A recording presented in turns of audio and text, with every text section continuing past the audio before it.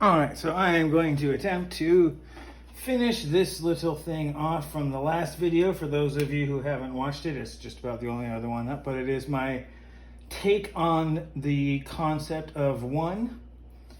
So I'm going to go ahead and finish this off. For those who haven't seen yet what is implied but not explicit, we're going to go ahead and start off with a couple of things. First, again, most of this is the same sheet that I used before in the other video. It has not changed at all. If you want to go see what all this is about, go look at the other video. But I ended right here, and I'm going to start off right there. So if you don't see what's implied by that, most people will be able to, with basic algebra, realize that this can be reduced to 1 equals 1, right?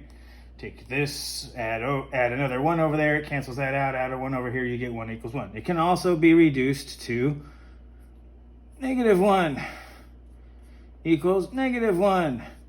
For the same purpose, you add a -1 to here, those cancel out, you add a -1 over to here, and you get -1 equals -1.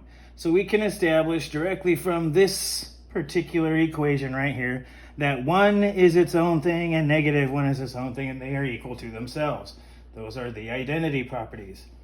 I'm going to sit here and hopefully, in just a few moments, I'm going to prove to you that up until now is something that you probably thought was impossible.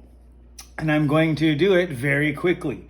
So I'm going to try and slow down and understand something. I'm going to say it in long form and write it in notation. If this is true, 1 equals 1, and -1 equals -1, or as we said in here, all that is not 1 equals all that is not 1. Or from the inside, everything that makes something 1 equals everything that makes something 1. That is not an inequality in this case. Everything that does not make something 1 is equivalent to everything that does not make something 1. That is equivalent in that case.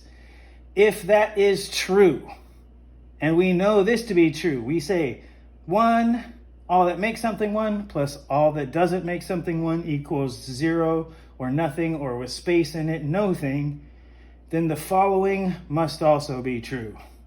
1 is equal to -1.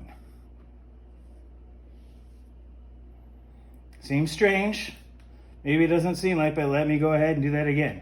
All that, if in order for all these to be true, as we know them to be, as we said before, and if they are true, and 1, all that makes 1 plus all that does not make 1 is equal to nothing or no thing, then what must be, if and only if true, you can't have two things that are unequal to make 0.